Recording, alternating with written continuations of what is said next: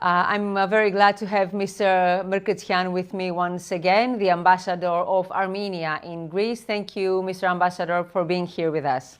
Thank you very much for receiving me. Mr. Ambassador, a month ago, approximately a month ago, a group from Azerbaijan blocked the Lakhin corridor, the only effective road that connects Nagorno-Karabakh with Armenia and by extension with the whole world. These activists were later joined by Azerbaijani soldiers. What are the latest developments and what is the current situation? You're right. It's been already 36 days, actually, that the Lachin corridor, Lachin road, has been blocked by these people who label themselves as eco-activists, but actually nobody, including themselves, believe that they're eco-activists.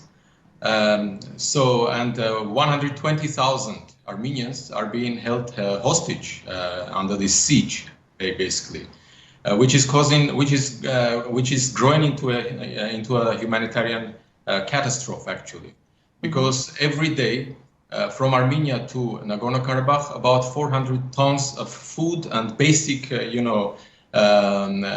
basic stuff was being transported, which has been cut right now.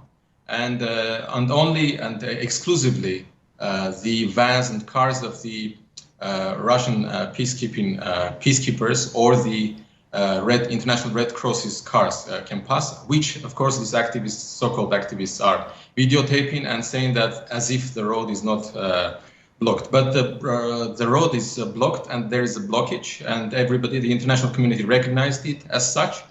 And there are, of course, there have been, vocal voices about this situation. The Western countries, most of the Western countries, of course, reacted, and there was also a discussion of the situation in the UN Security Council. But until now, it has been to no avail, actually, unfortunately. Azerbaijan has been ignoring all of those calls, and 2 days ago, the president of Azerbaijan said that these activities will continue. Basically, also implicitly accepting that all of this show is organized by the government of Azerbaijan. Simply, the tragedy and the paradox of the situation is such that under the name of eco-activism, which is in itself a positive thing, a siege is organized, the aim of which is ethnic cleansing. So under the name of something good, a horrific act is being committed right now, which may lead to complete ethnic cleansing of Nagorno-Karabakh, or Artsakh, as we say, which is, of course, unacceptable. Mm-hmm. And today, you asked me about the latest developments. I would like to say that yesterday, the European Court of Human Rights sent an urgent notice to the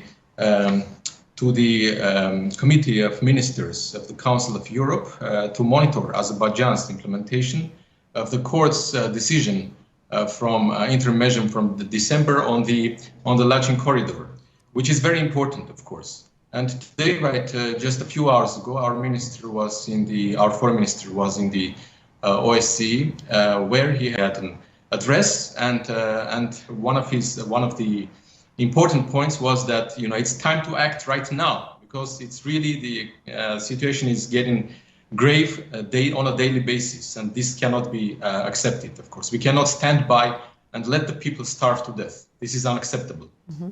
So would you say that this is the worst point that the Armenian-Azerbaijani relations have ever been? Well, the worst points have been the worst that we have had, unfortunately, because of a similar stance of Azerbaijan in the past as well. But this is leading to another low in the relations, of course.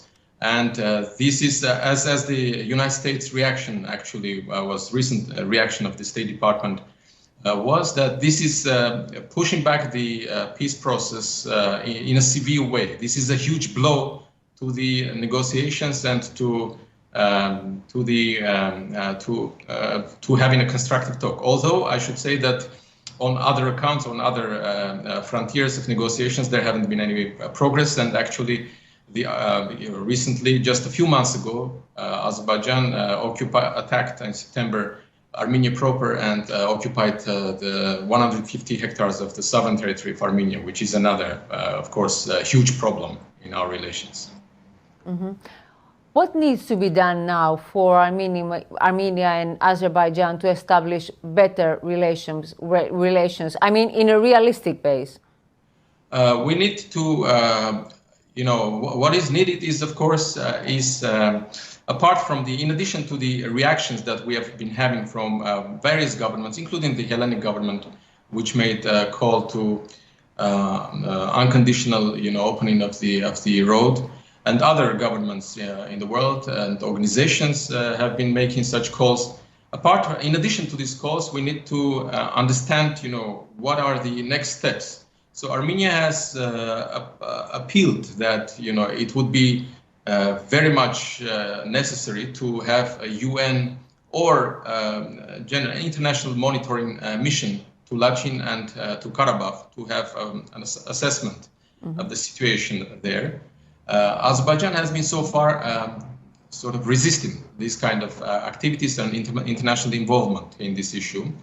But we believe that this resistance needs to be the international community needs to, members of the community need to explain to Azerbaijan that this behavior will not be tolerated. I mean, Azerbaijan should not be awarded for such type of behavior, but certain mechanisms of punishment should be imposed, because we have seen during the war, after the war, during the 2020 war, and this recent escalation into September 2022, there have been several war crimes committed, and nobody has been held accountable. And the lack of appropriate reaction to these kinds of acts has led to the current situation, which is which may develop into something catastrophic unless Azerbaijan understands that it will be held accountable, that punishment is applied in such cases, that sanctions may be applied in such cases. So Armenia has asked for more international engagement, for sending missions from the EU to southern Armenia, the OSCE mission to southern Armenia, and to international monitoring mission to Karabakh, to Lachin, as well as the UNESCO mission to Karabakh and the surrounding areas. But so far, on these latter two accounts, on the international monitoring mission and UNESCO mission, we haven't been successful since we have faced the resistance of Azerbaijan, unfortunately. Mm-hmm. Mr. Ambassador, thank you so much for this discussion. Thank you very much. Thank you.